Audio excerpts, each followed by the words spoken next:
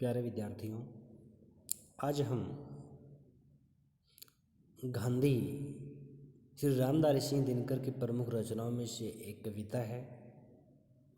इस कविता में कवि ने स्वतंत्रता प्राप्ति से पूर्व महात्मा गांधी के द्वारा चलाए गए स्वतंत्रता आंदोलनों को याद किया है। गांधी जी के आंदोलनों से देश में सर्वत्र एक नई जागृति की लहर दौड़ पड़ी थी। उन्होंने कवियों को समाज में नवीन जागृति लाने के लिए प्रेरित किया। चारों तरफ से एक ही प्रकार का स्वर मुखरित हो रहा था कि जड़ता को नष्ट करने के लिए एक भूकंप लाओ, एक तूफान खड़ा कर दो, गहरे अंधकार में मशाल जलाकर उजाला कर दो। इस कविता का प्रसंग हम इस प्रकार से लिखेंगे। प्रस्तुत काव्यांश हिंदी की पाठ्य पुस्तक अभिनय काव्य गरिमा में संकलित कविता गांधी से अवतरित है। इसके रचयिता महान कवि रामधारी सिंह दिनकर जी हैं। इस कविता या इन पंक्तियों के माध्यम से कवि ने भारतीय प्रजा अंग्रेजी साम्राज्य को उखाड़ फेंकना चाहती है और गांधी जी ने इस आंदोलन को नई जागृति प्रदान की है। देश में जिधर भी जाता हूँ उधर ही एक आह्वान सुनता हूँ। कवि कहता है कि वह देश के जिस भाग में भी या कोने में जाता है उसे वहीं से एक आह्वान सुनाई देता है, जड़ता को तोड़ने के लिए भूकंप लाओ। कि देशवासी ब्रिटिश सरकार को देश से भगाने के लिए सक्रिय हो चुके, अर्थात उस आह्वान में यह कहा गया कि जड़ता निर्जीवता को मिटाने के लिए एक भूचाल अर्थात भूकंप लाओ। यह भूकंप ऐसा होना चाहिए जिसमें ब्रिटिश सरकार की जड़ें हिल जाएं और भारतवासियों पराधीनता के बोझ को उतार फेंके, क्योंकि गुप्त अंधेरे में फिर अपनी मशाल जलाओ। तो कवि बताता है कि चारों निराशा और अधीनता का अंधकार फैला हुआ था, उसे दूर करने के लिए एक मशाल जलाने की आवश्यकता थी।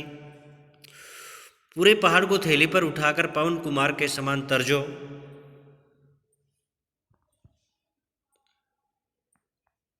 कोई तूफान उठाने को कवि गरजो गरजो गरजो। जिस प्रकार लक्ष्मण की मूर्छा को दूर करने के लिए हनुमान जी ने हथेली पर पर्वत उठाकर लाए थे और संजीवनी बूटी से उन्होंने लक्ष्मण को प्राण दिए थे, उसी प्रकार तुम हनुमान के समान गरजो, अर्थात अपने पराक्रम बलिदान द्वारा तुम अपने देश को आज़ाद करवाओ। स्वतंत्रता प्राप्ति के लिए तुम्हें न केवल गर्जना करनी पड़ेगी बल्कि तूफान भी उत्पन्न करना पड़ेगा। हे भारतवासियों, तुम जोरदार गर्जना करो और ब्रिटिश या विदेशी सत्ता को उखाड़ फेंको। इसलिए गरजो गरजो। सोचता हूँ मैं कब गरजा था जिसे लोग मेरी गर्जना समझते हैं। यह कवि कहता है कि देशवासियों ने उसे तूफान उठाने के लिए जोर से गर्जना करने के लिए कहा था, तो वह सोचने लगा कि वह पहले कब गरजा था। वह तो कभी नहीं गरजा। जिसे लोग उसकी गर्जना समझ रहे थे वह वास्तव में महात्मा गांधी जी की गर्जना थी। वह असल में गांधी जी का था, अर्थात वह गर्जना तो महात्मा गांधी जी की थी, उस गांधी का जिसने हमें जन्म दिया था। कहते हुए गर्जना तो उस गांधी जी की थी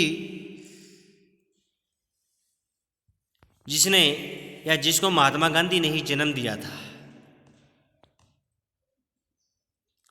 कहने का अभिप्राय यह बनता है कि स्वयं कवि ने स्वतंत्रता प्राप्ति के लिए लोगों को कभी भी उत्साहित नहीं किया, जागृत नहीं किया। जो गर्जना उत्पन्न हुई थी वह महात्मा गांधी जी की गर्जना थी, कवि की नहीं थी। तभी हमने गांधी के तूफान को ही देखा, गांधी को नहीं। वे तूफान और गर्जन के पीछे बसते थे। सच तो यह है कि अपनी लीला में तूफान और गर्जना को शामिल देख वे हंसते थे। कवि कहता है कि हमने गांधी जी के द्वारा चलाए गए तूफान अर्थात आंदोलन, कौन कौन से आंदोलन थे, सत्याग्रह और असहयोग आंदोलन को देखा था। गांधी जी को साक्षात नहीं देखा। गांधी जी तो हमेशा आंदोलन गर्जना के प्रवर्तक होते थे। वे इस प्रकार का आंदोलन चलाते थे कि उसमें तूफान एवं गर्जना स्वयं आकर के मिल जाते थे। लोग गांधी जी की विचारधारा से अपने आप जुड़ते चले जाते थे। यह देखकर गांधी जी बड़े आनंदित होते थे, बड़े प्रसन्न होते थे।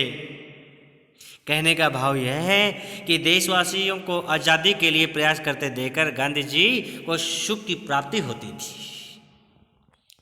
तूफान मोटी नहीं महिम आवाज से उठता है, वह आवाज जो मोम के दीप के समान एकांत में जलती है और बाज नहीं कबूतर की चाल से जलती है। गांधी तूफान के पिता और बाजों के भी बाज थे, क्योंकि वे निर्वता की आवाज थे। कभी कहता है कि तूफान की आवाज ऊंची नहीं होती, अर्थात तूफान अस्त्र शस्त्रों के द्वारा तूफान उत्पन्न नहीं किया जा सकता। इस प्रकार के तूफान में हिंसा, लालच और मारकाट रहती है। ऐसा तूफान जनता को थोड़ी देर के लिए दबा सकता है, उसका प्रभाव भी ऐसा ही होता है। सच्चा तूफान तो अहिंसा शांति की महिम आवाज से उत्पन्न होता है। ऐसे तूफान की आवाज मोम के दीपक के समान बिना शोर किए अकेलेपन में जलती रहती है और चारों ओर अपना प्रकाश फैलाती है। अहिंसा और शांति की आवाज बाज के समान झपटा नहीं मारती, बल्कि वह कबूतर की धीमी चाल से चलती है। ऐसी तूफान की गति सुख और शांति का प्रतीक होती है। महात्मा गांधी ऐसे ही तूफान के पिता थे और बाजों के बाज थे। वे उपेक्षित एवं पीड़ित एवं गरीब वर्ग की मौन आवाज थे, जिन्होंने चुपचाप सत्याग्रह का आंदोलन चलाया और देश को परतंत्रता से मुक्त किया। संपूर्ण कविता के कहने का अभिप्राय यही भावार्थ निकलता है कि गांधी जी के द्वारा चलाए गए आंदोलन और स्वतंत्रता प्राप्ति के लिए जो अहिंसा का प्रयोग किया था, अहिंसा का रास्ता अपनाया था, उसका वर्णन कवि ने अपनी कविता के माध्यम से किया है। अनुप्रास अलंकार है, उपमा अलंकार है और विरोधाभास, विरोध किया है, अलंकारों का प्रयोग किया। भाषा सहज एवं सरल है, प्रसाद गुण है और मुक्त छंद है। बस आज हम इतना ही पढ़ते हैं।